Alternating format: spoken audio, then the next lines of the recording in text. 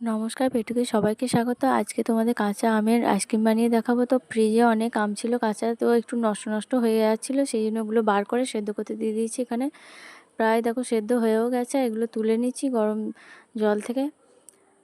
তো এখানে আমগুলো নিয়ে নিয়েছি, আর এটা মিক্সিং জারে একটা আমগুলো দিয়ে তার সঙ্গে লেবু রস আর সঙ্গে বিট লবণ, চিনি পরিমাণ মতো, তোমাদের যেমন যা মিষ্টি খেতে ইচ্ছে করবে সেরকম দেবে, জল দিয়ে এটা ভালো করে পেস্ট করে নিয়ে এবার তোমার আইসক্রিমের বক্সের মধ্যে দিয়ে দিচ্ছি।